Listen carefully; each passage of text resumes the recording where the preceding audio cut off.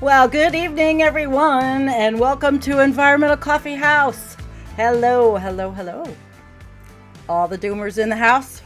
Yeah? Are y'all with me tonight? All right. So, tonight, I got some good stuff for you. And I'm say hi to Goran, and let's see who's on. The Big Cat and Steven Davidson. Hi, you. Kim, thank you for moderating. Karen Reese, you're all with me, and this is really awesome. This is good. There's a lot going on in the news. It sucks for the most part, but I'm going to drill down into, some specifics tonight. I thought that we could talk about critical thinking. And it was an article that I found in Skeptical Science, and I liked it. It's a guest author on the website, so I thought, what the hell? I like to think that we are all critical thinkers here. And we're going to talk about what is critical thinking. And do we sometimes fall prey to not critically thinking? There are times when I know I do, when I think with the gut, or my gut tells me, my anger, because, for instance, in the United States right now, of course, they're trying to overturn Roe versus Wade, and in Texas, they have the Republicans, and I don't always take sides, but here I'm going to hate on them because I have been a pro-choice person, a marcher, my whole life. My daughter and I, when she was in the carriage, were in Washington, D.C., marching, and that was like 89. So this is, I'm pissed off, actually. I'm really fucking pissed. And I think Texas sucks. I think they should be kicked out of the union. Honestly, to have a law on the books that says that anybody could just turn in, it's a war on women. It's a war on women. And it is pretty gross. So I'm angry at that. And I don't know. Jeez. Hi, Christine. Good. I see a lot of people are joining us. But I'm angry. And if you're a woman and you live in the United States, I didn't have enough time to examine the abortion laws in other countries. And this show it's not about that. It really does just tie into how fucked we are. I mean, if it's starting and we can't stop it. All my life, of all the rights as a woman that I've seen us get and have, and be able to flourish, and also have choice over our own bodies, well, it just seems like it's going away, like it's all for nothing. All for nothing. Oh my God. Well, I could go on and on and on. I just feel like I feel like we're going to Gilead, and we're going to slide in to this abyss, in a way, the abyss of ugliness, as climate change and environmental degradation take us out. What are you going to take women out too? Wow, they were all screaming about the women in Afghanistan. And now they don't give a shit about women in the United States. I don't know. It's all fucked up. All right. Now that I've warmed you up, hello, Vintage Violet. Hi, everyone. Good. Hi, Groot. All right. So anyway, Groot says we're not going to get through a week anymore without climate chaos. No, we're not. We're not. But let me go on and hey, John Quill. Hi. All right. So. I'm just taking us from women's rights to climate change, to being a doomer, which was the title. So we're going to go through critical thinking, and let me start with that. And then we're going to go into this article I found, now that I've warmed you up by giving you 5 minutes of I am so fucking pissed in the United States. And don't say we didn't see this coming, ladies. Now the younger generation, unfortunately, it's time for me to give the torch to my kid, and I hope like hell she takes it. because I was a marcher, a fighter, a doer, a petitioner, a caller, or everything. Calling, and I did it all. All right. So we're going to start out with the Skeptical Science article, and then I'm going to take you into Elliot Jacobson's world, Dr. Elliot Jacobson. And I like him. He's on our little Twitter group of doomers. And he was awfully proud. Well, I don't know if he was proud. I think he was upset because Michael Mann blocked him on Twitter. Yes, and this is from KS. Katie. KS. Hi, Katie. I don't know if she's with us.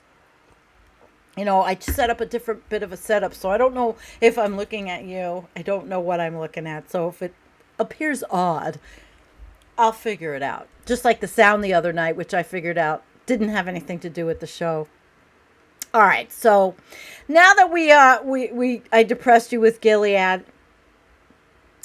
Actually, the article by Elliot Jacobson is nice, but let's go to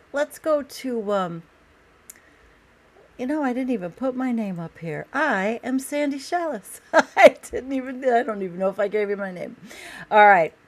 We're going to go to Skeptical Science, and let's go through this. Hello. Would I please drop the Twitter Doomer link? Oh, absolutely. Okay, I will show it to you.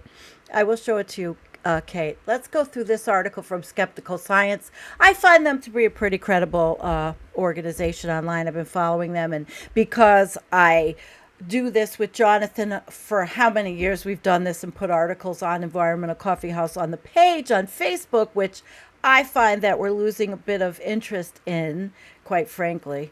But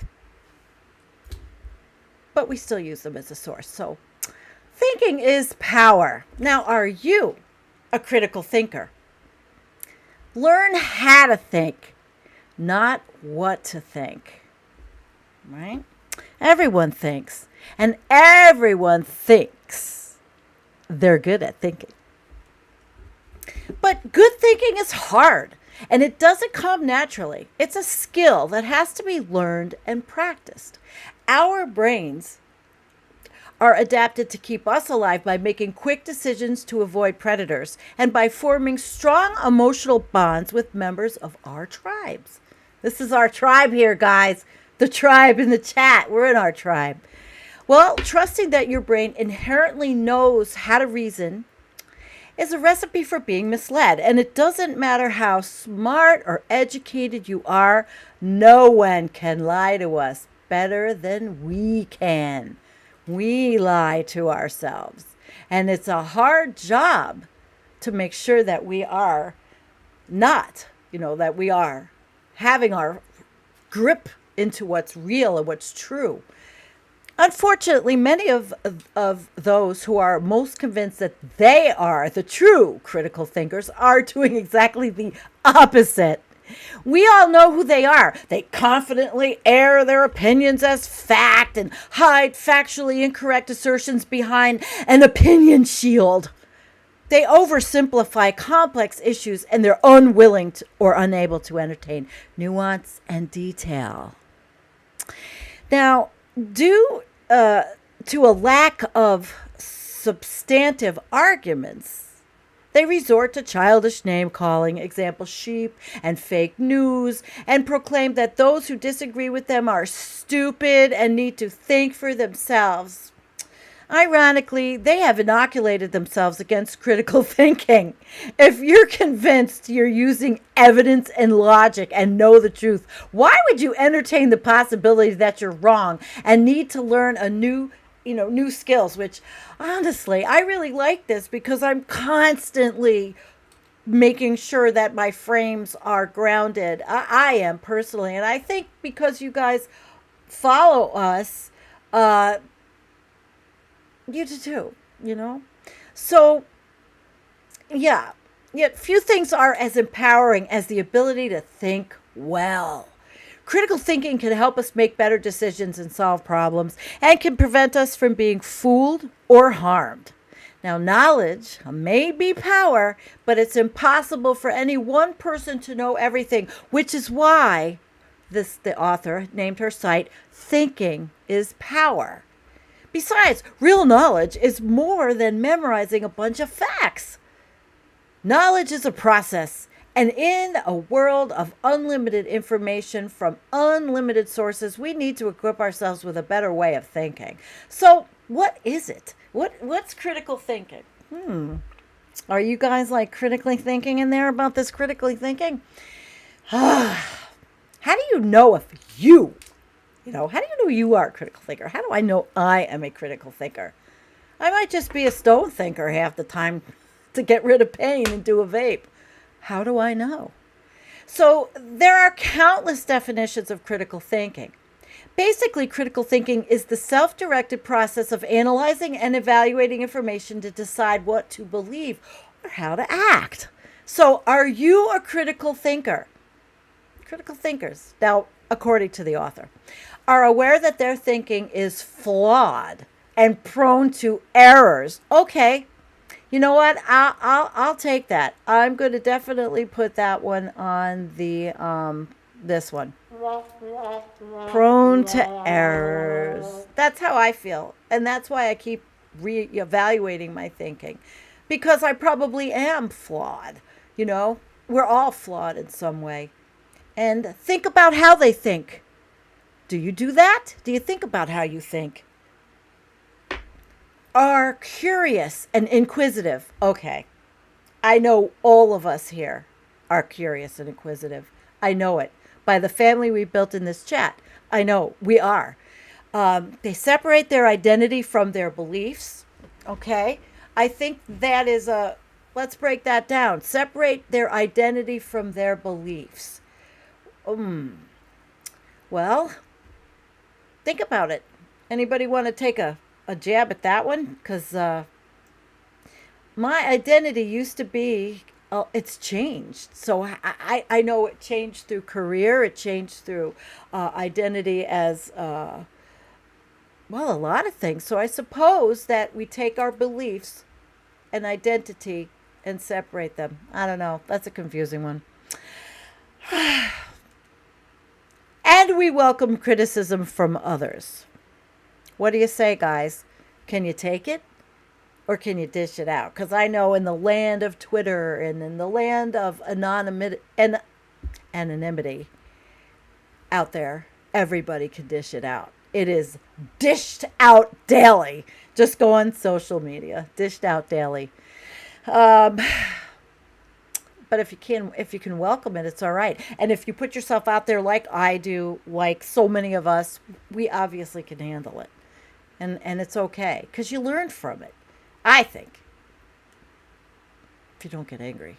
And that's not good. Getting angry is not going to help anything. Okay, so using evidence to arrive at conclusions and maintain a healthy level of skepticism. I think I do. I think a lot of you do, based on how we interact. Let's see, Rich said something interesting. The tribe doesn't like critical thinking. They seek homogeneity. Ha ha ha. Yeah, well, that's the tribe that's trying to take females' rights away and put a bounty on anybody's head. So let's see. Do you use evidence to arrive at conclusions? And maintain a healthy level of skepticism, which I already read, but it's two pieces. So we try to show evidence on this channel by looking at the research and I'm giving you the channel and myself as a frame of reference, because I'm not going to use somebody else's. There's nobody sitting next to me I can use as a frame of reference. So tell me, are you a critical thinker? Well, there's nobody here but 7 cats. So right now, it's you. Critical thinkers. And we just went through it, so we're going to avoid going through the whole thing. If you want to read the rest of this, I think you should. We definitely are humble, honest with themselves about what they know and don't know, and they avoid being overly confident. They recognize that they might be wrong and are willing to change their mind, and they value others' expertise. Well, I guess I have humility. I think that there's a bunch of you right in there, that you have humility. Hey, thank you. So read the rest of this article. I definitely liked it. Her name is, where is her name? my guest author. What the heck? It's in the show notes. And she has a website, and I liked it. Maybe I'll take you to that. But I want to go through. I really want to go through to the good doctor's his Twitter first, and let me pull it up. I all I did was, oh no, that's my Twitter. Shit, where is his Twitter? Let me see if I can find him. Oh, if I don't find him, I'll put everything in the show notes. Okay, before I read this, I thought, well, we know what's been going on. We know about all of the weather.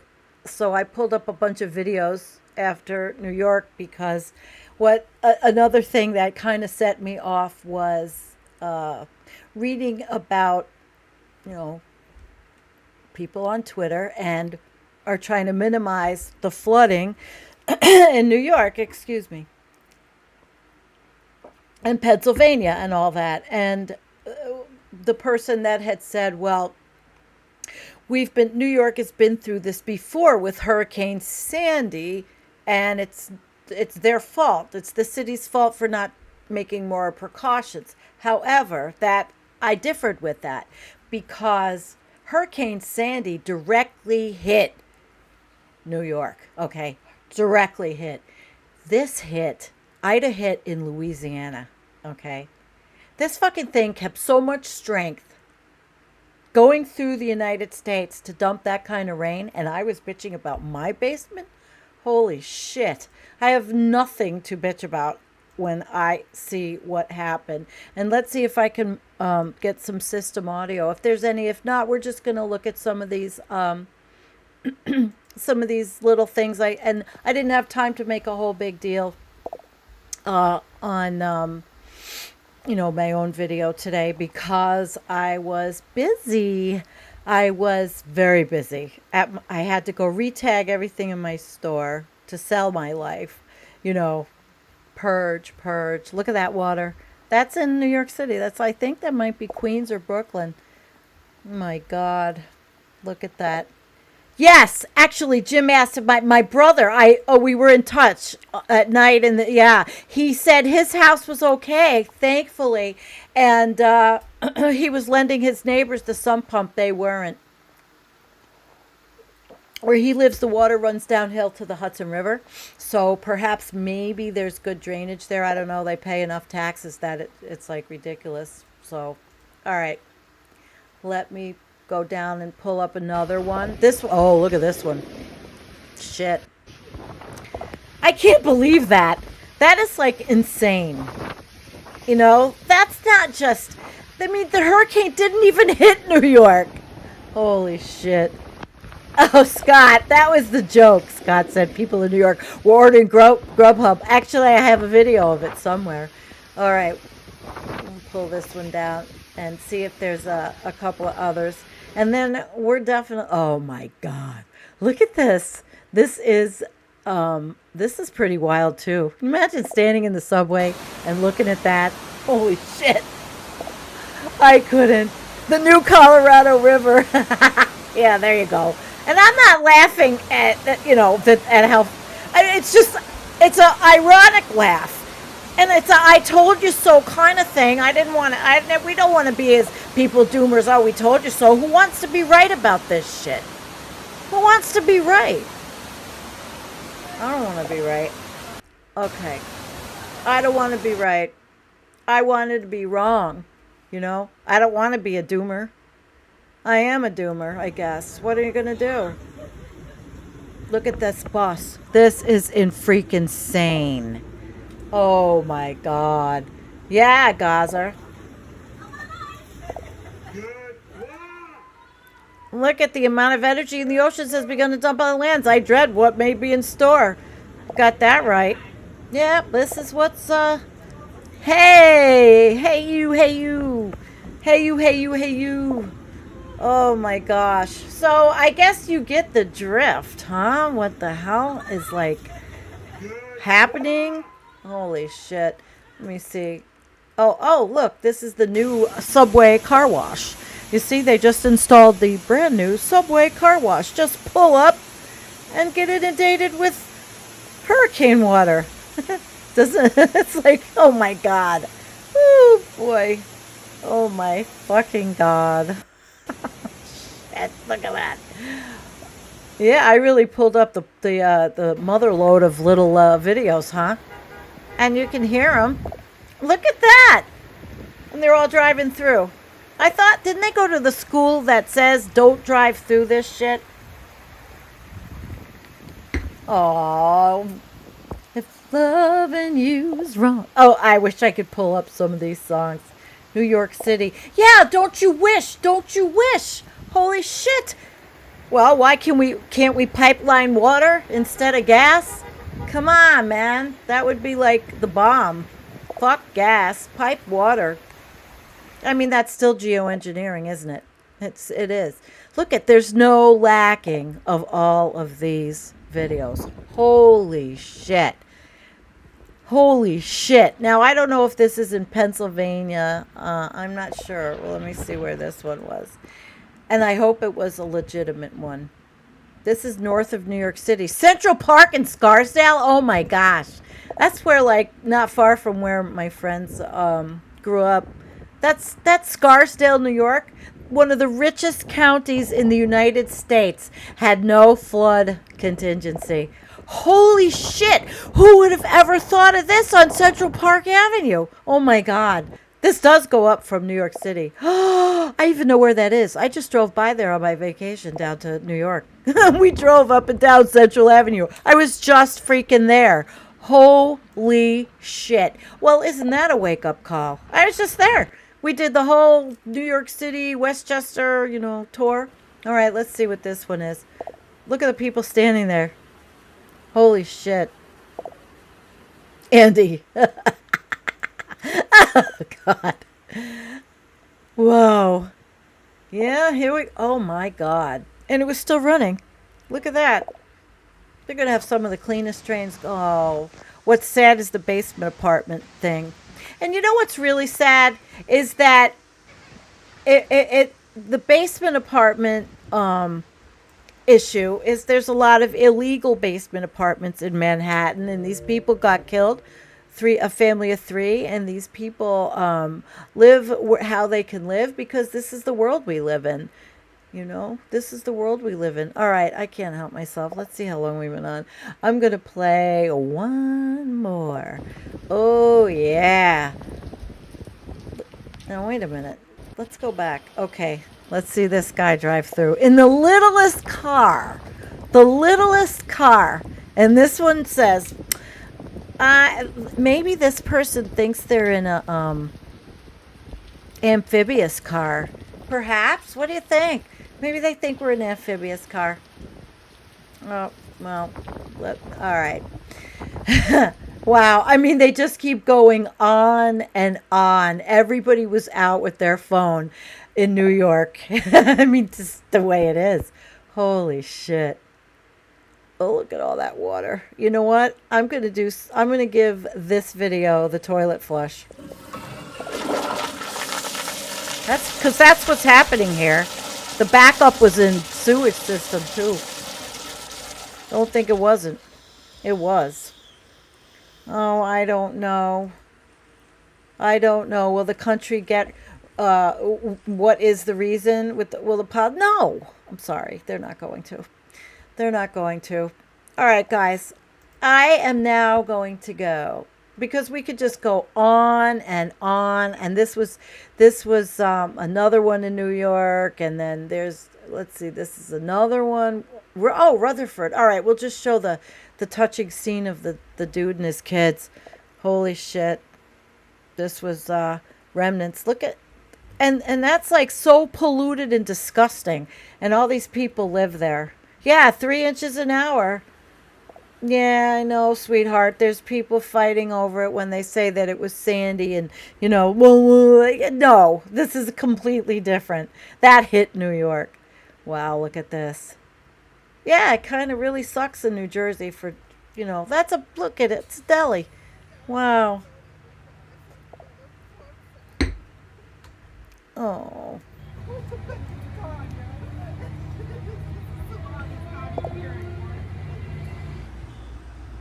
Yonkers. That's where I was born. So honestly, this is, I was just on. I can't believe that I was just on Central Park Avenue driving through Scarsdale, New York, August, whatever it was. All right, I need to shut these videos off. Okay. Yeah, holy crap. So there you have it. So what's everybody doing? Waverly got 17 inches of rain on a Saturday morning. That was the Tennessee town, correct? Yep. Yep. Okay. We're going to move on. All right. We're going to move on to on being a doomer. Because after you look at those videos, you know what's happening, and it's getting worse. And it's getting worse. You can't deny it. There's just no denying it. But it doesn't mean you roll over and play dead. Certainly they're not doing that in the UK. Extinction Rebellion, I've been posting their stuff every day. They've been out every day. This is day 11, I think. All right, here we go. We are going to do this. Watching the world go by. Elliot Jacobson's climate change blog. All right? Let's start with the obvious. The word doomer is a word with horribly dark connotations. The obvious interpretation is that a doomer believes life is hopeless. They might as well give up trying. There is no value in being alive. But that is emphatically not the doomer's perspective. Doomers understand that life it's a terminal disease for all of us. That any objective examination of one's life should include the inevitability of death. Yet even with this universal existential dilemma, doomers still enjoy sunsets and friends. They work towards goals. They have families. They celebrate births. They mourn deaths. And they struggle on. Most of all, doomers recognize that humanity has a collective terminal illness here and now, not at some unimagined future time. Doomers do not believe climate change is going to end well for the natural world or for humanity. Doomers are saddened by the innumerable losses that are taking place in the natural world, including plants and animals, ocean, ice, and ancient physical processes. Doomers are saddened by losing all the achievements of humanity, including art and literature, science and philosophy, the totality of humanity's legacy. Doomers are saddened by the prospect of losing friends and family. What's going to happen to those they work with, those they play with, and those they love? And doomers are saddened by the shortening of their own lives, the fear that comes with having an unexpected terminal illness. In short, doomers are saddened by their profound understanding that it's near-term loss of everything. And how many people did we just see that it's happening to on the East Coast after Ida hit in Louisiana? Most doomers are not invested in finding the causes of the planet's demise. Those who want to argue if our collective crisis is due to greenhouse gas emissions or overpopulation, peak oil, or something else, they're still playing the game. Engaging blame and finger pointing creates anger and anxiety. Doomers are not looking for a fight and will de-escalate when confronted. On the other hand, doomers are curious about what the future will bring and the full scope of the events to come. Yeah. They want to know the consequences of climate change. What could happen? What is likely to happen? What is on the speculative bubble? And they want to know how an approximate time scale. They want to know. We want to know. The doomer is invested in education and scientific discovery and wants to follow the best roadmap for what will be possible and what will be necessary as the planet dies. Doomers support environmental activism. They encourage positive and progressive action and understand that such action has positive benefits. As has been said, if environmental activism allows one butterfly to live one more day, then it's worth it. Doomers are conscious of their own actions and their input on ecosystems and the planet. There is another perspective that the Doomers awareness brings. It means Doomers don't have to compete anymore. They don't have to win. They don't have to be right in every argument they make. The world becomes non-political. Religious beliefs lose importance. They realize they are part of the human family on a dying planet and that everyone is experiencing a singular and tragic death together, the sixth great extinction, in their own way. Doomers grieve.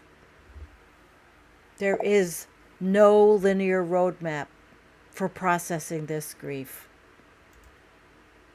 nor is there a catalog of the emotions the doomer might experience in the context of that grief. The doomer expects the cycle and range of emotions that are theirs to bear. In my case, these include denial, anxiety, sleepless nights, anger, and depression. My grief has also led me to learn more about climate science, to listen and read what the experts have to say, and to engage with online communities like us.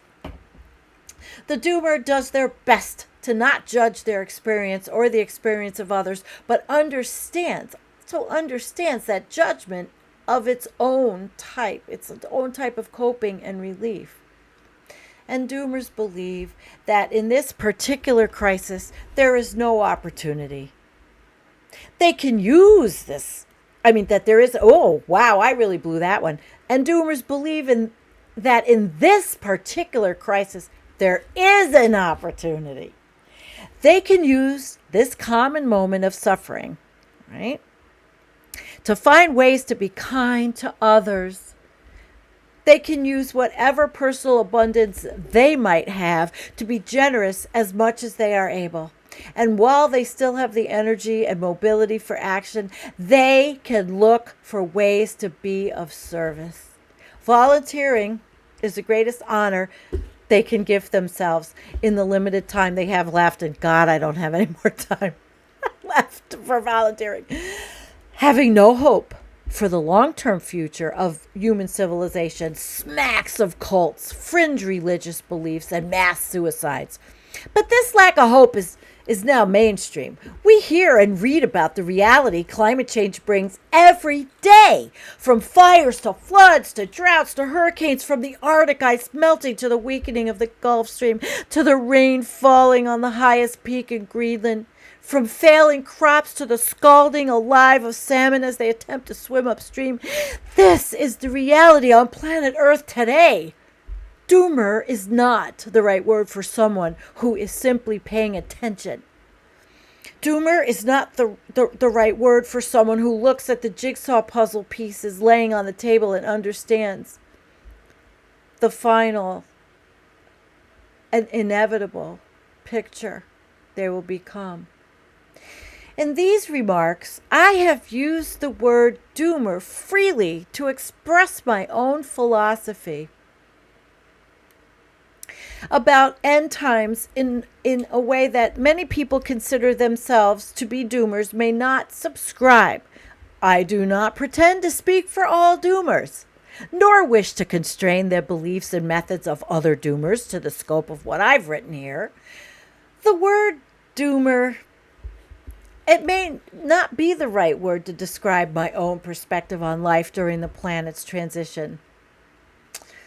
I don't know. Maybe there is no right word. Maybe there are no universals. I don't know. But this is really hard, and I am profoundly sad.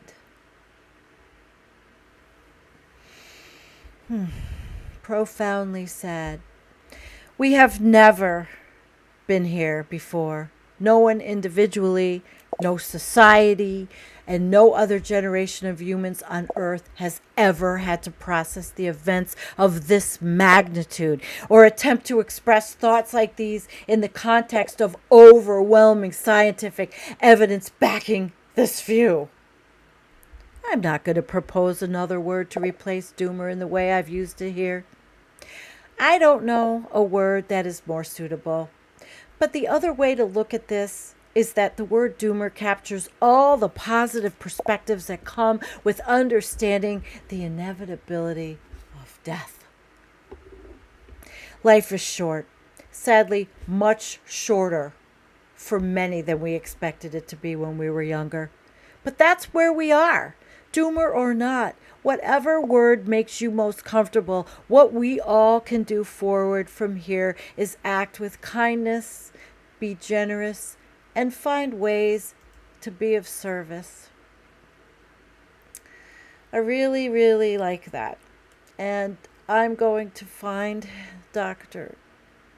Oh, blocked on Twitter by Michael Mann. Why?